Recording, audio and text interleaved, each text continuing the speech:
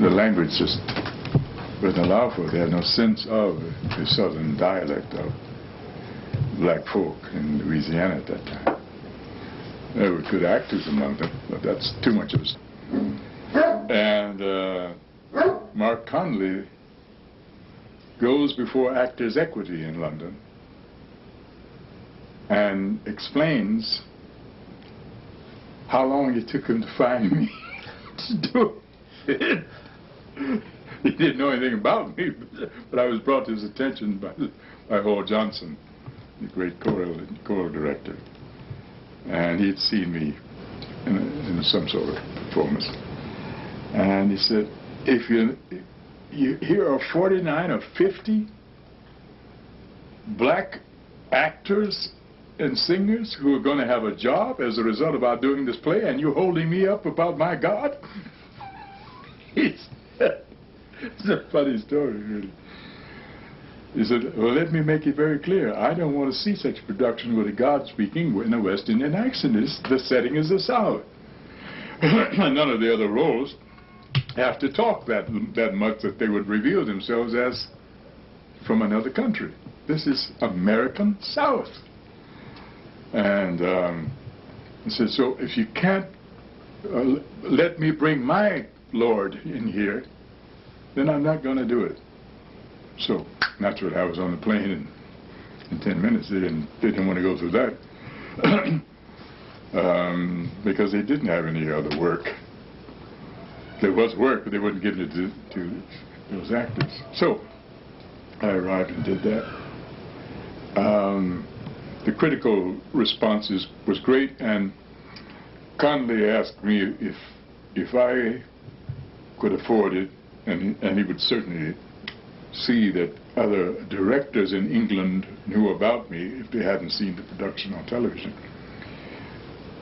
Well, I consider staying another 6 months, maybe a year, and work with the woman whom he had chosen to direct it. Only he has directed it. So I agreed. There really wasn't anything going on here, work-wise. What was your, can you reflect, can you reflect back and remember that feeling that was inside? Here was your first exposure, if you will. Do you remember that as you reflect back inside? Am I on now? Yeah, yeah. I am? Yes, yes. All right. Yes, I was, whatever thrilled is, that's what I was. That I had a job, another job. This is my third job. Because I worked in the garment industry also. Then later on I worked in the post office, and terrible hours. I didn't like it. I saw what this man was talking about. He said, you're waking up, so keeping us awake when we should be sleeping.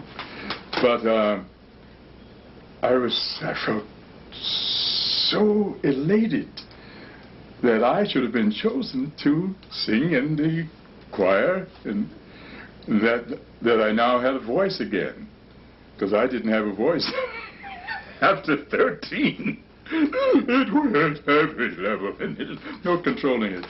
So, and I was sitting next to experienced veterans, so I really felt kind of important. And with each day, my importance seemed to have grown, you know.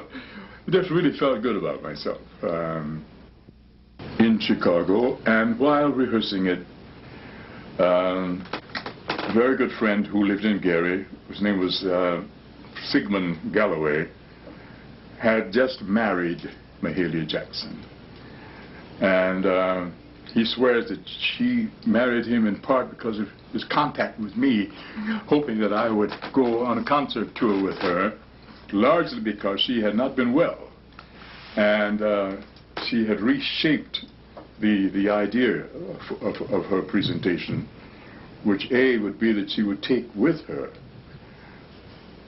me if I would go, not as a singer. She didn't know me as a singer. She knew me as a Shakespearean actor and wanted me to do Shakespeare. And I said, I don't think the mix would work. It could, but I don't think it will at this point in our pilgrimage. I said, let me do the works of black poets, and then let me introduce you. And she said, well, Bill, I don't see why you don't sing. You sure got a good voice. I said, well, I don't really sing well. But if I went back and studied for it, I guess I could, but we don't have time for that. So she said, well, Bill, and I'm not a Bill guy, but I was Bill for me. She said she was a very funny woman, very smart, very focused, very funny. You know, the fun part of it always sort of catches you ill-prepared. And she said, well, Bill, since you don't want to do no Shakespeare with me, she said, you want to do poems of colored poets, huh? That's it, yes, that's a good way of putting it. Now, so she said, all right, Bill, if you're going to choose them, then I guess you know what you're doing. But I want you to introduce whoever the young woman is that we'll choose in each city that we go to sing with me, or at least break in her concert type abilities. So you introduce her, and then you do your poetry, and then you introduce me. So that's the way it went. So I toured with her for about 6 months, and that was the end of that. Her health became something that she couldn't quite cope with, and she didn't live much longer after that. Talk about the depth and the style of how you massaged the Othello, if you will. I mean, everyone knows that you've been described as the best, particularly in the 60s, the best Othello that there ever was, particularly of our times today. But how did that come about, particularly the way you mastered this and had masterful performances of Othello as a couple? If you're doing a role that goes to, let's say, Broadway, and it's successful, then you're quite possibly going to be there for a year or 2 or 3, possibly even 7 or 8 years, if you want to, at that one theater, playing that one role. And over that period of time, that kind of time, you get to think about, I got to do this a little better. I'm getting a little tired of it, but I know I haven't really mastered the realities that this character is confronted with. I don't know that I've lived up to the demands of the playwright. The audiences are pleased, but there's something more personal and important than that. But that's in a regular play that's successful. It's rare that a Shakespearean production is going to be successful, particularly in the United States. It's a very young country. Germany is 900 years old. They're accustomed to classic presentations, accustomed to them, and they understand them and have read them. Americans have not read very much Shakespeare because it has not been much a part of their curriculum. So I was asked to perform the role, to learn the role, and I did. This was for a particular company in Massachusetts. And I went there, rehearsed with them. It's very difficult. The language is difficult, as you know. And learning to use it with facility and still be the character, truthfully, believably the character. Just takes a long, long time, and you don't get the time to do it. So I've done it with 4 or 5 different companies. That's not unusual for anyone who specializes in Shakespeare. I was not interested in Shakespeare alone. I only was interested in playing Othello. I studied the other roles just because I wanted to understand the structure of their personalities. Hamlet, Macbeth. I like those plays. But Othello is the only black heroic figure that Shakespeare dealt with.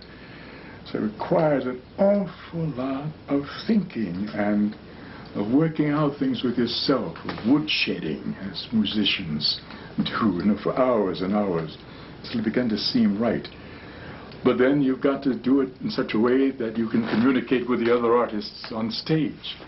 And you have to make adaptations of that. That is to say, you may have a number of changes that are vital, that you must employ. And they must make adaptations to you. So, by the time, up until the time I had been asked by the directors of the Irish International Theatre Festival. I was living in France at the time, and they knew about me, because I'd worked with them before in another play in Dublin. By the time they were ready to do Othello, they still didn't think of me. They were honoring an older Irish actor. His name was Anu McMaster, and I had worked with him in a play in Ireland, an Ibsen play called When We Dead Awaken, and I played the bear baiter or hunter in that play. It was an international cast. That's how it came to be that. And this man, I'm not going in a tangent, I don't think. I want to say that this man was considered Ireland's greatest actor. He's now about 70, 72 or so, and has never been celebrated, never really been honored in the way that he should. Many Irish actors are criticized by the Irish in Ireland of having left Ireland to go to England to become an Englishman, because there was more work there, something of that sort.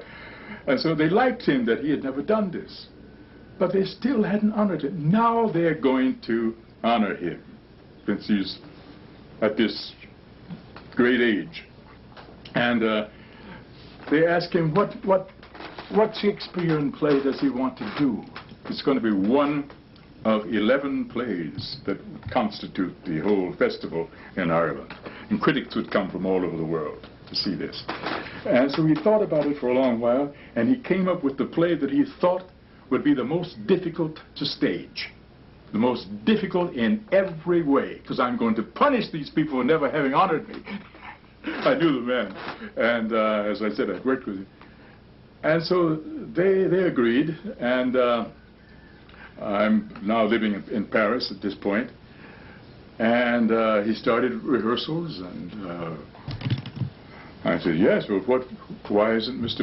McMaster doing it? He said, well, he chose the wrong play. He's too old to play that. It was too strenuous. It was too much of a chore for him, and he became afraid of mounting steps even. He was afraid it might fall. And so he has become ill, and we must replace him right away, and we know that you can do it. I said, well, I'll need a few days. They gave me that, and I arrived, and when I arrived, he was dead. And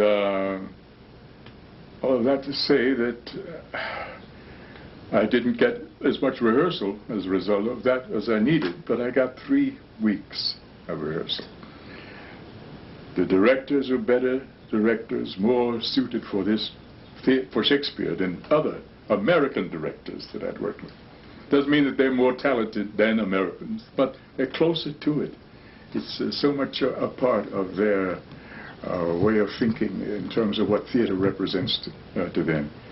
So I felt very good. I was in good hands, and I knew precisely what I wanted to do in terms of the staging of it. You must make compromises from time to time, as you know, and I did that. Got along quite well with everyone, so our minds and our spirits were kind of together on this. This was a very important project for us, and that this man, whom we all revered, had died in the effort to try and portray it. So when we opened at the Gaiety Theatre there in Dublin, the critics just went wild. And things happened that don't often happen in the theatre. The timing on everybody's part seemed to have been right, and the kind of help that I got was inordinately splendid and helpful to me in every way. So I felt good about them. They felt good about me. I'd learned a lot more about how to go about bringing truth as much as I could to this role, making it more credible. That was one of the problems that I recognized when I first saw it years ago as a young man. It's a role that's difficult, because Iago was always the guy who snatches the play and runs off with it, you know. He steals the pass and takes over. So that had a lot to do with it. So my own experience was building layer by layer, getting better, feeling good about the people, feeling good about myself. And when the curtain came down there in Dublin, the whole audience rose. I'm sorry, they rose when I came out on stage for my bow. Then they rose. It was, I felt the whole of Ireland had risen, you know.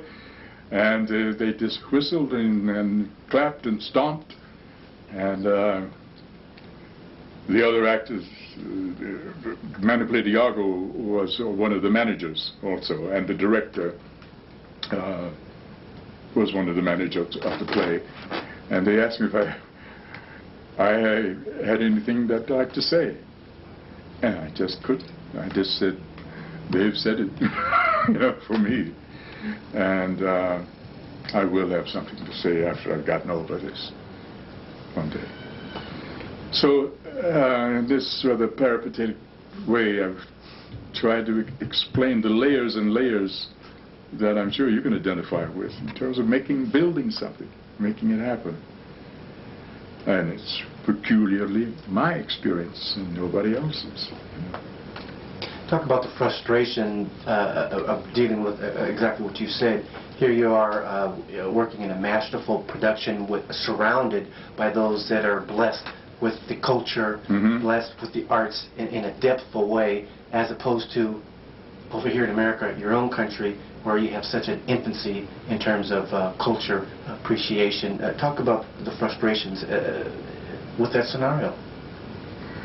You mean the differences? Yeah. Did that frustrate you? That Othello, you couldn't perform that here in the same masterful way and have the same type of appreciation because you don't have the same type of staff, much less the same type of appreciation from the American audience. They're too young. They don't have enough culture. They're too young and they don't go to that kind of theater. It's, is that frustrating? They exist. Well, of course it is, yes. Well, getting born is frustrating, but then we complain all along the way. But being an American is frustrating. And being a black American is even more frustrating. It seems futile in terms of how slow. I know how backward the country is. I understand why. It has always been this. And there have been shades toward the positive here, but it's too slow. It kills people, you know, prematurely. So I had to experience that certainly throughout the entire work in the theater and in film here in America. Quite different abroad. They weren't carrying the same manure. They carry it, but not the same. You know, it didn't get in the way as much because the objective was to put on the finest job possible, and they were proud people. But that kind of pride, I didn't see enough of here. I find that some of the musicians, composers have it, but the dollar men, the business guys are a cold bunch. And I'm talking about Mr. Rockefeller, Mr. DuPont, Mr. Pugh, Mr. Miller, Mr. Carnegie, and that crowd. And they're the ones who's doing the shaping, and the people fall. It's like Sam Nunn, you know, and these Raven, whoever they are, worried about homosexuals, and what are they talking about? I'm willing to put up the first $100 to pay an investigator to check out the sexual preferences of Douglas MacArthur, Harry Truman, you know, who was in the Army also, captain. Who's this other guy I'm trying to think of? And Colin Powell. I want to know about their preferences.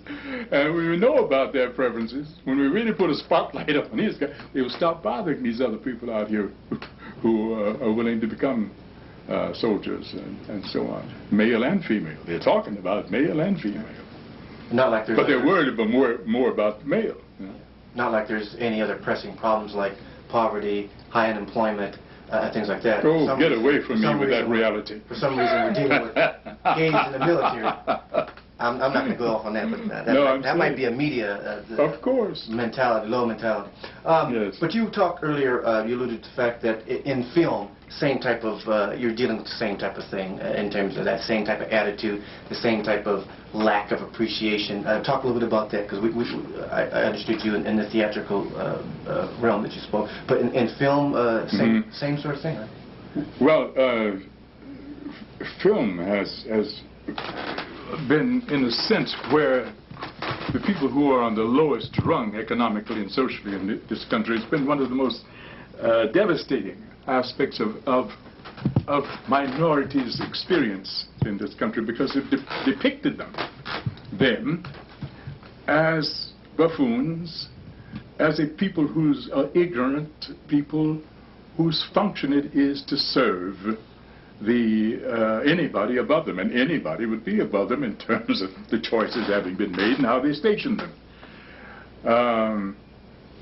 And these terrible stereotypic roles that they've created were created in order to justify the exploitation of a people.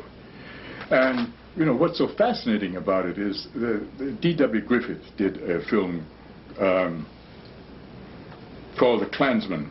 It was adapted from a work by him and a family member. And what was the name of it again? It was The Klansman at first. The film was then taken to a place called Washington, D.C., and the capital, and then to the president's mansion to show it to the president. And the president sees it, and he is entranced by it. He said, this is living history. This is something really wonderful. He said, we won't call it The Klansman, we'll call it The Birth of a Nation. As I say, there were some blacks in it, but there were groups of soldiers. I've seen it several trillion times, who were at a distance. But anybody close up, the niggers who were doing the niggardly work were all white with black makeup on. The villains, the real villains in every way. So that set certain standards. There had been films prior to that. There were films made in 1902, 1905, 1907. So finally the NAACP came into existence, largely certainly to remove these weights on black people and other minorities.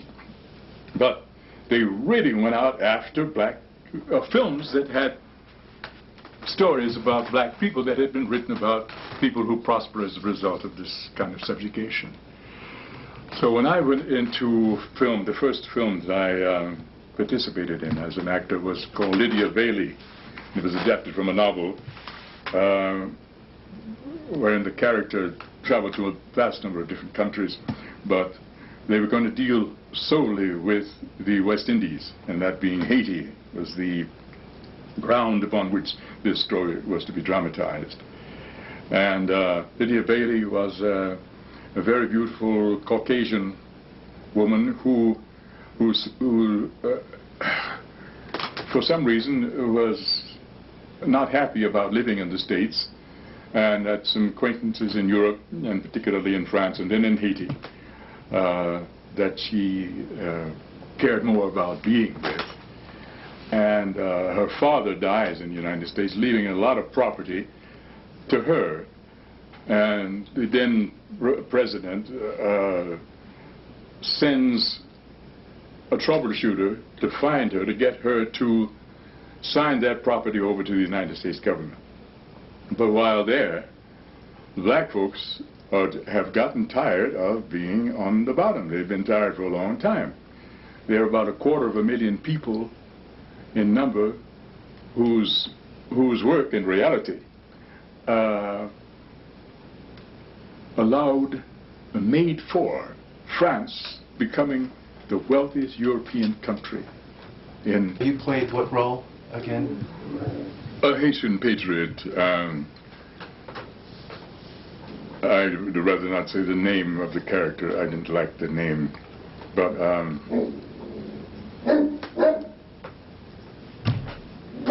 that's that way when filmers come here. Talk a little bit about, let's segue if we can to enter Frederick Douglass, because a lot of preparatory labor, sweat, and work you put into this. Give us some insight. Enter Frederick Douglass. What is this? I did a play a number of years ago called In Splendid Era, and this was in New York. It would have been 1954. Written by a black playwright, and it was my first experience of coming to know about Douglas in a more as a person, in a more specific sense, as opposed to a general feeling, oh, Douglas, Douglas is great, to really come to know. And I began to recognize that this is an indispensable human being. This is an inordinately magnificent person. And but will they ever make a film on this? Of course not. Not to say that today. But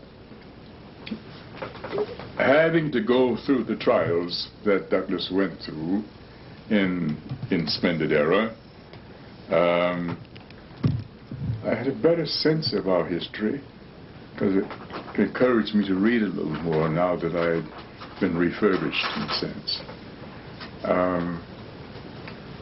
So it is my main thrust, ultimately, to see that a film gets made on the subject of that life as an example for a people, individuals among that people, young men in particular, women.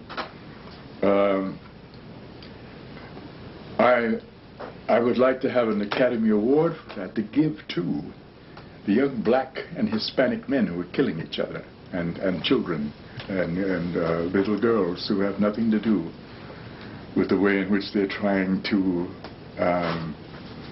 make themselves more and more macho and up to the demands of this society, which they only understand in the sense that they're being oppressed by. So it would be symbolic. Love for them to have something. That's what that film, to see what it requires. You know, how much you have to invest in becoming a certain kind of person, and to do this on a collective basis. To know that the demands are going to be harsh, and they're going to be constant, and to know that it's possible. There's so many works written about Douglas. There's one gorgeous poem just called Frederick Douglass, beaten to his knees. Always got up. He tried to lynch him on several occasions. We're moving along in that direction. I'm sad to say, but he knocked his eye out, a socket out of his eye. These were a group of white men in Massachusetts after he was free. And he was working as a boat caulker of boats, Fred Douglass. He'd learned how to do everything imaginable. He knew he could once he taught himself how to read, and began to teach other slaves how to read, and how how they prospered as a result of this experience, and how he prospered. And so he knew the importance of learning and of how to represent oneself. But he had to work, of course, and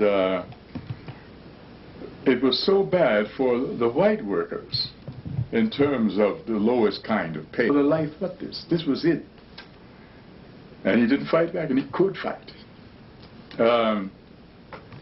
Finally, even some of the white guys couldn't stand it any longer. What kind of man is this? We've damn near blinded him. He's coming back. What is this? I'm scared of him. I'm scared of that kind of person. I think they remedied that by ultimately becoming friendly. Learning to respect and how can I be like this kind of person.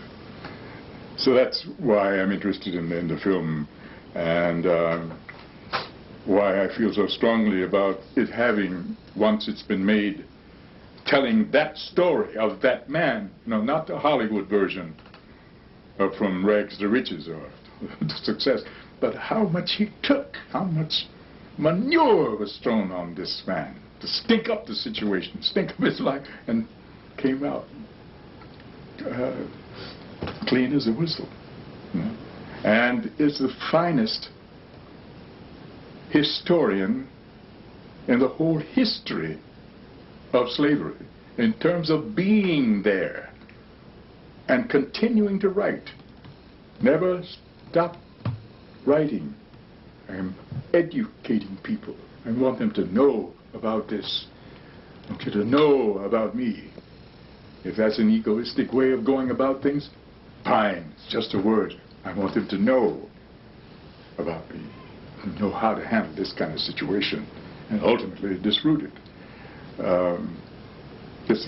At least I'm not so naive as to think that the film would do that. It would certainly make contributions to knowing what one has to do to change things.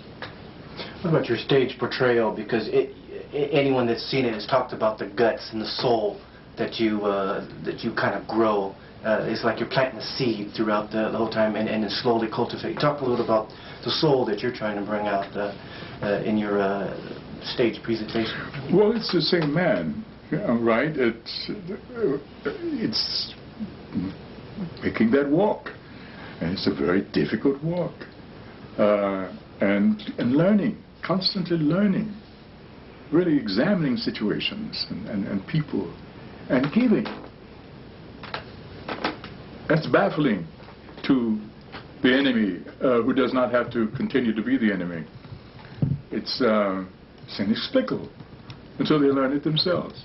And I think a vast number do learn from that, from the behavior of the people that they're trampling upon, that we have so much in common here. We're all being matched, or we're being matched, that the appropriate kind of theater for a people or peoples, the effect that it will have on them in terms of a direction or alternatives, something as positive as possible that we bleed to achieve, and I think it's worth it. Certainly Malcolm and King, both men have coteries of people who respect and admire and who've learned great things from them. The higher-ups, the power structure, could not stand these men. Their lives were always under microscopes, and we understand that. That's natural in terms of struggling for a high position or just a better position. But the times dictated, from the power structure's point of view, that these guys have to go now. We are the voices. We are the ones who make the determinations. Not them. Not them. Don't confuse this issue here. And so they both died at age 39, Malcolm and Martin. And Douglas, for what it's worth, in terms of the way he worked and the times, died at age 78. Died quietly. He just left a women's suffrage meeting and sat down. His heart had as much as it could take.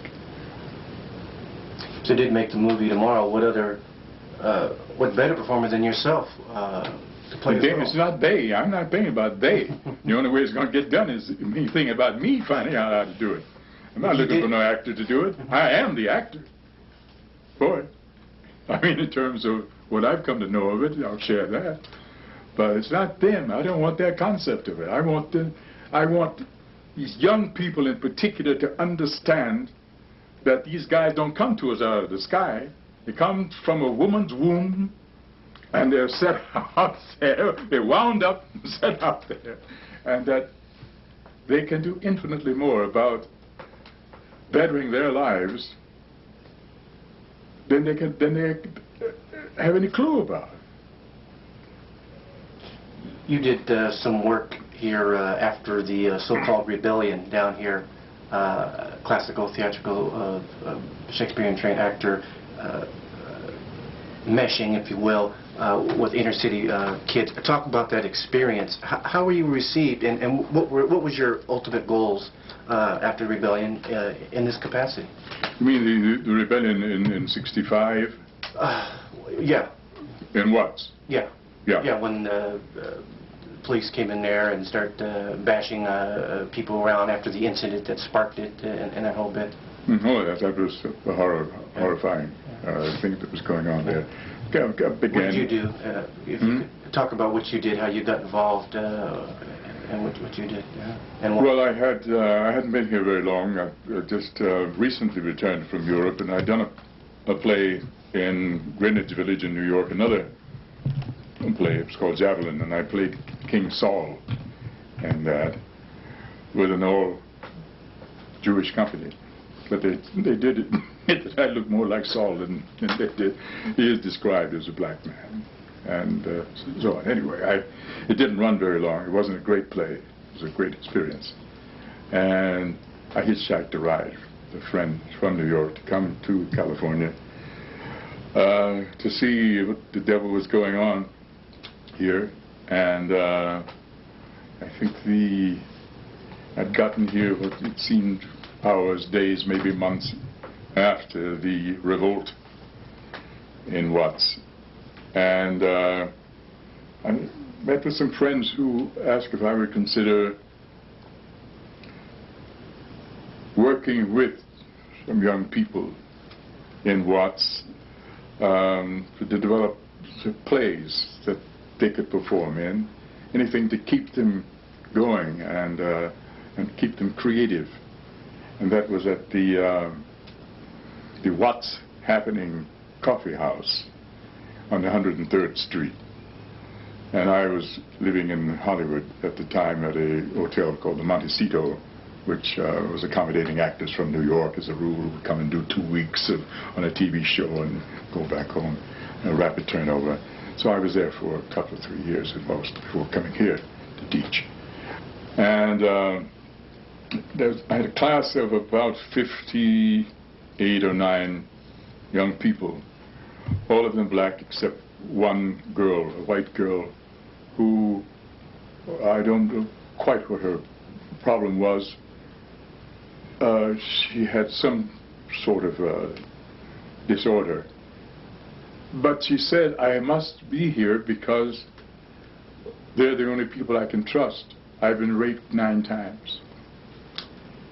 And so I had four children in the class, and I was just trying to teach them about theater, about the history of it as I understood it, as something that came into existence formally in Egypt a number of centuries ago, and that the Greeks have taken credit for having created it, as is the way with plunderers.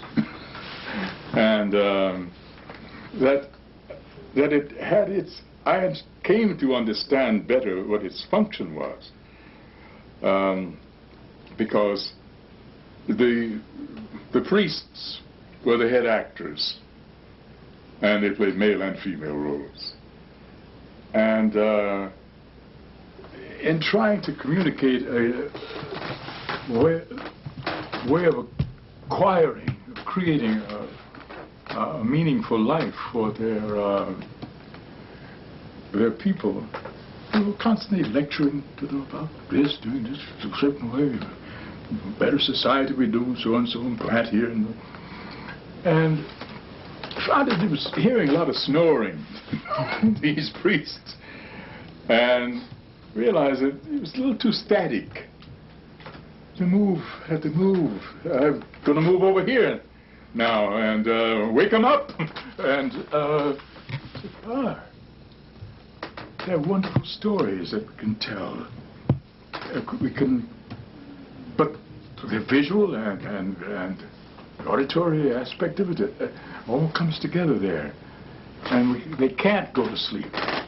So that's, in short, how I recognize theater to have come into being. It was a very important thrust politically and socially to find a way to reach people, to get their attention. And many stories were performed, lessons in living. And so I was saying, let us find a work here that would be meaningful. And I chose In White America.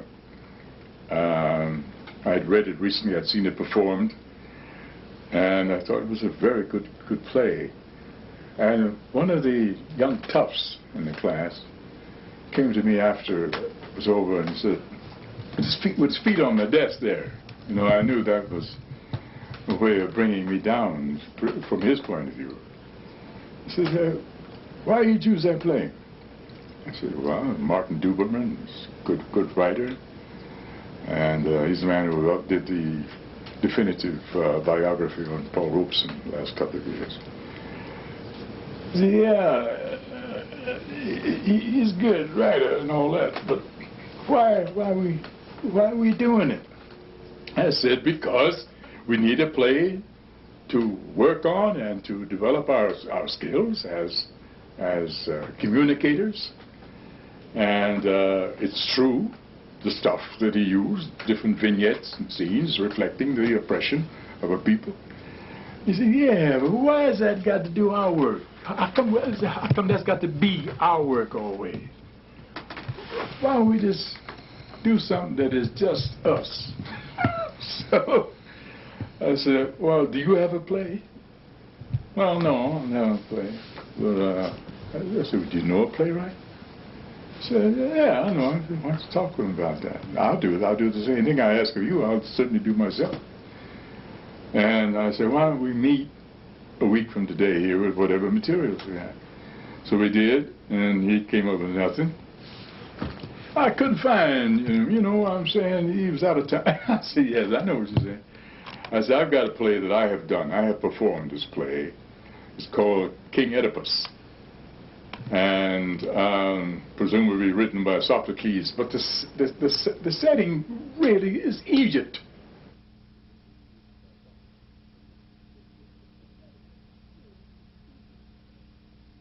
Who must have known something about the history of theater in Chicago, the Playwrights Theater Group. And one of the actors was Ed Asner in it. And it was a remarkable experience. I look back upon it and I realized I was a very good actor. I really feel I was. But seriously, at some point, some portion of the arts community, and I surely wouldn't know who they are, but some folk are going to definitely go back and they're going to say, Sidney Poitier, genius. Didn't get his due, genius. Upon examination, William Marshall, what do you think would be said about William Marshall? He was a big guy. Play for the Celtics. What would you like them to say about you in terms of your craft over the years, though? Well, that I did my best, and that I did it for me and thee. That's all. I can't do anything else. And lastly, in terms of the young folk that are trying to get things together on their own in an independent sort of way, not waiting for Hollywood, getting themselves involved theatrically on a local basis, in film festivals on a local basis, getting out and getting their thing done today and not waiting for somebody to knock on the door. What would be your advice? What would be some of your suggestions to particularly the young that want to do this, particularly as it comes to making films? Tom, myself, and others talking about doing it. What would be your advice in that endeavor? Community theater, to establish more of more contact with young people who want to become actors, to help make very clear how free they are. You're not free to do what you want to in Hollywood in another member of that group whose design it is to continue oppressive measures, to limit the rights of people. And that's going on right now, right? Now, we know that. But they certainly have not been willing, the film moguls, to do the things that are worthwhile doing in film, except in rare, very rare instances. This whole thing that Robert Redford began a number of years ago was one of the best things that's ever come to pass. So anybody that's got a piece of work that they want to have evaluated and talked about and elasticized, that's the place to go. Because that's the kind of work they're doing. They recognize peoples, the theater of the people, films of the people, by the people, for the people. Literally that. That we tell our stories and that there's no kind of limit on it. And you want to make the best film possible, the best kinds of film possible. But the truth of the situation, done tastefully, done not to cause any kind of unnecessary schisms among the various members of the American or European populations, but to be as circumspect as one can, and to create the kind of pieces that would be edifying. They don't have to be revolutionary. Just to be able to make it as a revolutionary act, but to find that kind of material and to use community people. Don't worry about stars and so on. That's not really where it is. That's one way of raising money for a thing. If a star has that kind of following, that you pay him or her these exorbitant salaries. But that's not where it is. It is in the community as I see it. And that's where the actors are. That's where the people that you can go and get the money from. There's something over 100 businessmen or something, black businessmen. They're finding 100 in a lot of places now, you know. And that they must know, and it wouldn't take them long to be taught, the significance of moving pictures, film, in terms of helping to eradicate some of the despicable preconceptions that they have of black people or other peoples that they don't know about. Not just other peoples of color, just other peoples that they don't know about. It's an ugly and difficult thing for people to have to live with. I got off the boat, the USS. There are a lot of desperate folks doing desperate acts, particularly the young, whether they're Hispanic or black. It's oppression that... They don't give a shit about you. Can you understand how people can feel that way? People feel that way. Nobody gives a shit about me. That's what they're experiencing. Your life is like that. This is my territory.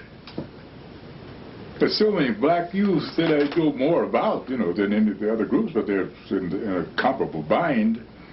Black youth who would like to go out for athletics. Don't have time. Got to meet with the guys and protect that block. That's where we sell our shit, and we sell our shit over there, and we sell our shit over here. And that's our route. Inside that route, innocent people, and they're innocent themselves, are getting killed. And there's no stopping it. I mean, I don't see them going about it, stopping it, just killing them. Is that the way? Bush sent tanks. Bush sent tanks to stop National Guard in concert with the governor, and he came out here to tour the sites just recently. Here he is with himself trying to get his 2 cents in after, what was it, 12 years of Reaganomics and Bushonomics that too many really created the problem. Yes, that is just a terrible thing that happened to humankind, to have Reagan and that man. That man was the understudy of Ronald Reagan.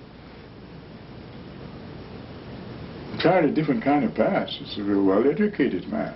Came from wealth.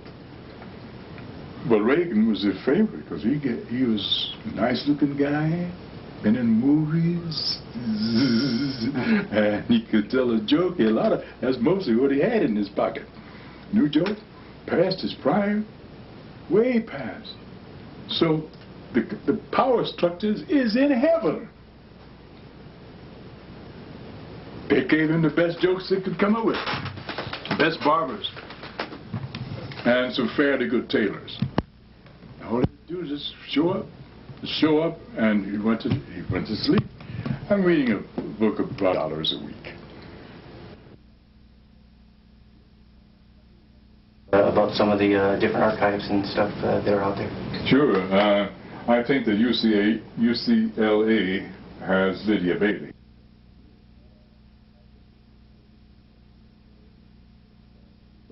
We don't see you on Laughing, you know, so in terms of the choices that you have.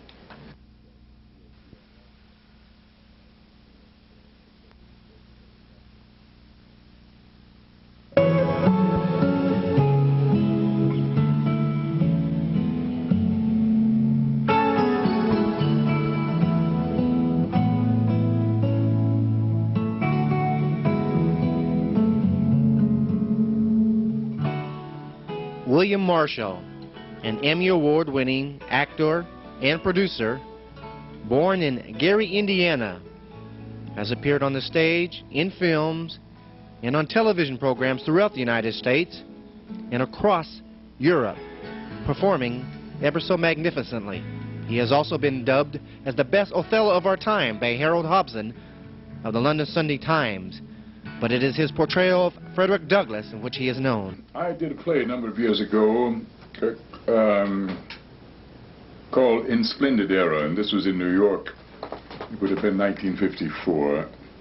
It's written by a black playwright, and it was my first experience of coming to know about Douglas in a more as a person, in a more specific sense, as opposed to a general feeling, oh, Douglas, Douglas is great. To really come to know, and I began to recognize that this is an indispensable human being. This is an inordinately magnificent person, and but will they ever make a film on this? Of course not. Not to say that today,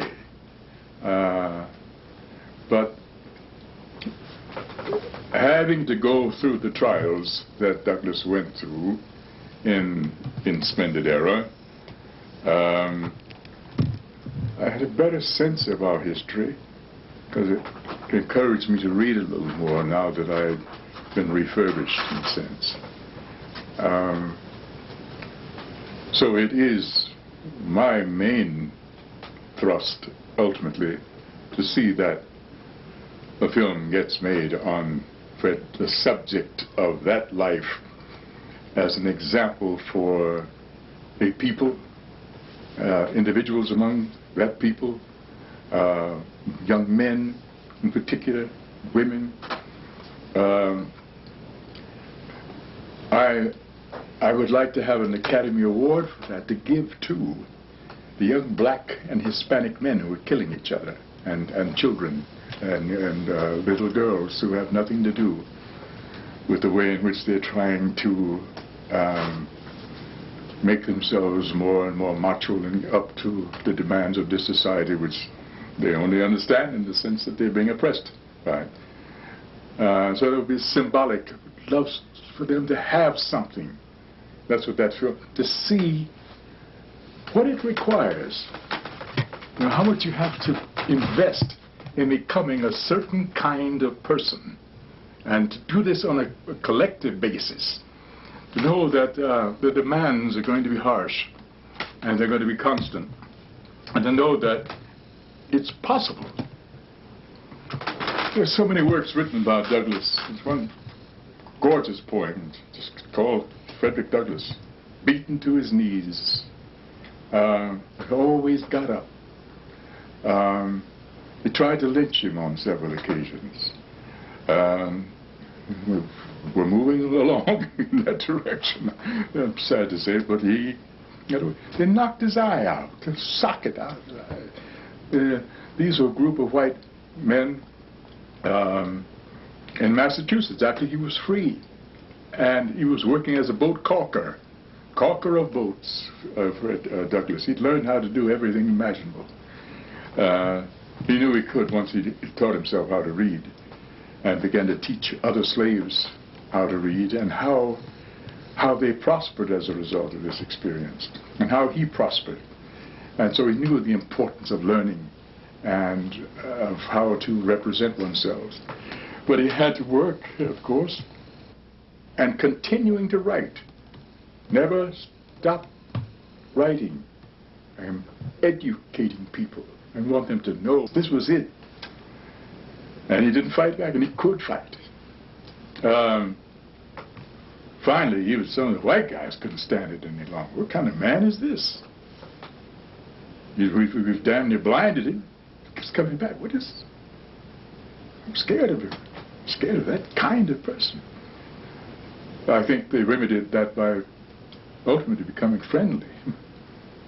Learning to respect and how can I be like this kind of person. So that's why I'm interested in the film and why I feel so strongly about it having, once it's been made, telling that story of that man, you know, not the Hollywood version of From Rags to Riches or to Success, but how much he took, how much manure was thrown on this man to stink up the situation, stink up his life, and came out clean as a whistle. Certainly Malcolm and King, both men have coteries of people who respect and admire and who've learned great things from them. The higher-ups, the power structure, could not stand these men. Their lives were always under microscopes, and we understand that. That's natural in terms of struggling for a high position or just a better position. But the times dictated from the power structure's point of view that these guys have to go now. We are the voices. We are the ones who make the determinations. Not them. Not them. Don't confuse this issue here. And so they both died at age 39, Malcolm and Martin. And Douglas, for what it's worth, in terms of the way he worked and the times, died at age 78. Died quietly. He just left a women's suffrage meeting and sat down. His heart had as much as it could take. Being an American is frustrating. And being a black American is even more frustrating. It seems futile in terms of how slow. I know how backward the country is. I understand why. It has always been this. And there have been shades toward the positive here, but it's too slow. It kills people, prematurely. So I had to experience that certainly throughout the entire work in the theater and in film here in America. Quite different abroad. They weren't carrying the same manure. They carry it, but not the same. It didn't get in the way as much, because the objective was to put on the finest job possible, and they were proud people. That kind of pride, I didn't see enough of here. I find that some of the musicians, composers have it, but the dollar men, the business guys are a cold bunch. And I'm talking about Mr. Rockefeller, Mr. DuPont, Mr. Pugh, Mr. Miller, Mr. Carnegie, and that crowd. And they're the ones who's doing the shaping.